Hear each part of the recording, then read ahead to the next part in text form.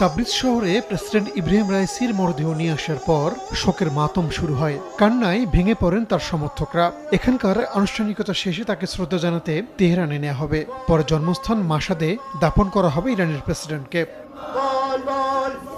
এর আগে কয়েক ঘন্টার চেষ্টার পর সোমবার ভোরে বিধ্বস্ত হেলিকপ্টারটির সন্ধান পায় রেড ক্রিসেন্ট। দুর্গম পাহাড়ি এলাকায় পুরোপুরি বিধ্বস্ত অবস্থায় দেখতে পায় উদ্ধারকারী দল। ধ্বংসস্তূপে কোনো প্রাণের অস্তিত্ব খুঁজে পায়নি তারা।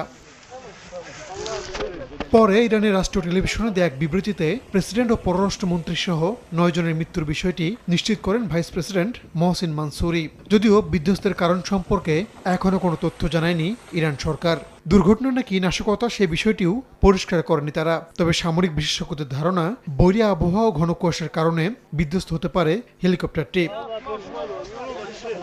শীর্ষ নেতাদের এমন আকস্মিক মৃত্যুতে ইরান জুড়ে নেমে এসেছে শোকের ছায়া। রাষ্ট্রীয়ভাবে 5 দিনের শোক ঘোষণা করা হয়েছে।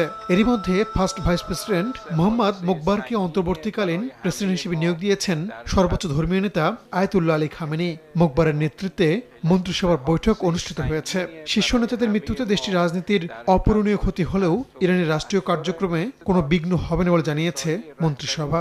আন্তর্জাতিক রাজনীতির ক্ষেত্রে ইরানের যে গৌরবোজ্জ্বল ভূমিকা ছিল, মধ্যপ্রাচ্যে যে অনেকটা কাণ্ডারির ভূমিকা পালন করছিল, প্রেসিডেন্ট রাইসির কারণেই যে শুধুমাত্র তা হয়েছে তা না, তার অবস্থান যদিও শক্ত ছিল, বাট ইরানের সর্বোচ্চ নেতা থেকে শুরু করে বর্তমান প্রশাসনের সমস্ত কর্মকর্তার অবস্থানই একই রকমের। সেক্ষেত্রে মধ্যপ্রাচ্য সহ আন্তর্জাতিক অঙ্গনের কোনো অবস্থানেই ইরানের নীতিতে পরিবর্তন আসবে এটি ভাবার কোনো কারণ নেই। রোববার বিকেলে আজারবাইজান সীমান্তবর্তী এলাকায় একটি বাঁধ উদ্বোধন শেষে ফেরার পথে দুর্গম পাহাড়ি এলাকায় বিধ্বস্ত হয় প্রেসিডেন্ট রাইসি ও পররাষ্ট্রমন্ত্রী আবদুল্লাহিয়ানকে বহনকারী হেলিকপ্টারটি। পরে গভীর রাতে ভারী বৃষ্টি ও তীব্র বাতাস উপেক্ষা করেই শুরু হয় উদ্ধার অভিযান।